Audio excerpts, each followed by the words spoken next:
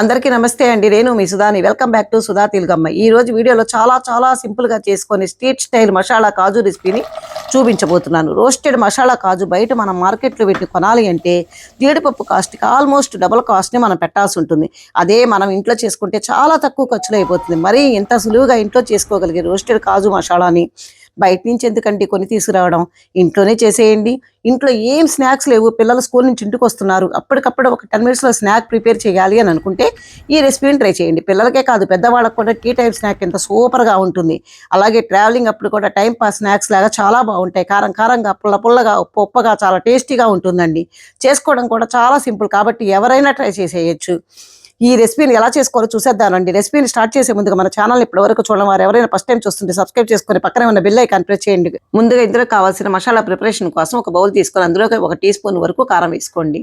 ఒక అర tea spoon దాకా ఉప్పు కూడా వేసుకోండి. నెక్స్ట్ ఇందులోకి పావు టీ స్పూన్ వరకు జీలకర్ర పొడిని, ఒక పావు టీ స్పూన్ వరకు మిరియాల పొడిని, ఒక పావు టీ స్పూన్ వరకు ధనియాల పొడిని, అలాగే ఒక చిటికెడంత పసుపును కూడా వేసుకోండి. పావు టీ స్పూన్ వరకు బ్లాక్ సాల్ట్ వేసుకోండి. బ్లాక్ సాల్ట్ కనుక లేకపోతే స్కిప్ చేయొచ్చు. నెక్స్ట్ ఇందులోకి ఒక పావు టీ స్పూన్ వరకు గరం మసాలాను కూడా వేసుకోండి. ఇలా అన్నీ వేసేసిన తర్వాత బాగా మిక్స్ చేసేసేయండి. ఇందులో మీకు కావాలంటే ఎక్స్ట్రాగా onion powder, garlic powder, ginger powder వీటిని కూడా వేసుకోవచ్చు. ఇవి అందరి దగ్గర ఉండవు కాబట్టి నేనైతే వేయట్లేదు. ఇలా అంతా మిక్స్ చేసుకున్న మసాలా పొడిని పక్కన పెట్టేయండి. ఇప్పుడు స్టవ్ మీద పాన్ పెట్టుకొని పాన్లోకి 2 టేబుల్ స్పూన్ల వరకు నెయ్యి వేసుకోండి. ఇక్కడ నెయ్యి బదులు మీరు బటర్ కూడా వాడుకోవచ్చు, లేదా ఆయిల్ అయినా యూజ్ చేసుకోవచ్చు. సో మీరు యూజ్ చేసే ఫ్యాట్ని బట్టి ఫ్లేవర్ ఉంటుంది. నెయ్యి ఫ్లేవర్ కావాలంటే నెయ్యి యూజ్ చేయండి, బటర్ ఫ్లేవర్ కావాలంటే బటర్ యూజ్ చేసుకోండి, ప్లెయిన్ ఫ్లేవర్ ఇష్టపడే వాళ్ళు ఆయిల్ యూజ్ చేయండి. నెయ్యి కరిగిన తర్వాత ఇందులోకి 2 కప్పుల దాకా జీడిపప్పును వేసుకోవాలి. నేనైతే కంప్లీట్గా జీడిపప్పు గుండ్లు వాడుతున్నానండి. మీ దగ్గర ఇలా హోల్ జీడిపప్పు కనుక లేకపోతే స్ప్లిట్ అయినా వేసుకోవచ్చు. ఇవి వెయిట్లో కనుక చూసుకున్నట్లయితే పావు కేజీ జీడిపప్పు అండి. జీడిపప్పుని పాన్లో వేసుకున్న తర్వాత మంటని లో ఫ్లేమ్లో మాత్రమే పెట్టి జీడిపప్పు గింజ లోపల వరకు వేగేంత వరకు చిన్న మంట మీదే సన్నటి సెగ మీదే నిదానంగా గరిడితో కలుపుతూ వేయించండి. ఈవెన్గా రోస్ట్ చేసుకోవాలి. ఒక 5 మినిట్స్ జీడిపప్పు లైట్గా వేగడం స్టార్ట్ అవుతుందండి. వేగడం స్టార్ట్ అయిన తర్వాత 2-3 మినిట్స్కి చక్కగా వేగిపోతాయి. ఈ జీడిపప్పు ఈవెన్గా చక్కగా గోల్డెన్ షేడ్లో అన్నీ కూడా వేగిపోయాయి.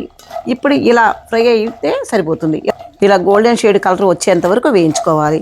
ఇలా వేయించుకున్నాక స్టవ్ ఆఫ్ చేసేసి ఇలా వేడిగా ఉన్నప్పుడే ఇందులోకి మనం కలిపి పెట్టుకున్న మసాలా పొడిని కొంచెంగా వేసుకుంటూ కలుపుకోవాలి.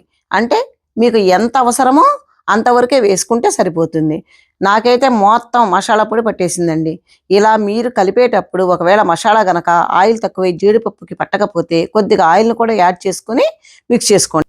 నాకు సాల్ట్ కొంచెం తక్కువ అనిపిస్తుంది, సో సాల్ట్ని స్ప్రింకిల్ చేస్తున్నాను. అలాగే కొద్దిగా ఒక 1/2 టీ స్పూన్ దాకా కస్తూరి మేతి ఉంటే దాన్ని కూడా కొంచెం క్రష్ చేసుకొని వేసుకోండి. కలిపేసేయండి. అంతా కలిపేసుకున్నాక ఒకసారి టేస్ట్ చూసుకొని కారాన్ని ఉప్పుని అడ్జస్ట్ చేసుకోండి. ఇలా మిక్స్ చేసేసుకున్నాక పూర్తిగా చల్లారనివ్వాలి. చల్లారిన తర్వాత ఈ మసాలా అంతా కూడా కాజుకు బాగా పడుతుంది అన్నమాట. తర్వాత వీటిని ఒక 8 డబ్బాలో స్టోర్ చేసుకుంటే ఈజీగా 15 to 20 డేస్ పాటు ఫ్రెష్గా ఉంటాయి. అంతేనండి, చాలా సింపుల్గా రోస్టెడ్ కాజు మసాలా మనం ఇంట్లోనే తయారు చేసుకోవచ్చు. అంతంత కాస్ట్ పెట్టి బయట కొనే బదులు ఇలా జస్ట్ ఒక 5 to 10 మినిట్స్లో ప్రిపేర్ చేసేసుకొని పిల్లలకు కూడా పెట్టేసేయచ్చు. చాలా సింపుల్గా అయిపోయింది కదా. మీరు కూడా ఈ రోస్టెడ్ కాజు మసాలాని ఇంట్లోనే ట్రై చేయండి. ట్రై చేసి టేస్ట్ చేశాక మీ ఫీడ్బ్యాక్ని నాతో షేర్ చేయడం అస్సలు మర్చిపోవద్దు. వీడియో నచ్చితే లైక్ చేయండి, మీ ఫ్రెండ్స్కి రిలేటివ్స్కి షేర్ చేయండి. సుధా తెలుగమ్మ ఛానల్ సబ్స్క్రైబ్ చేసుకోవడం అస్సలు మర్చిపోవద్దు. Thanks for watching. బాయ్.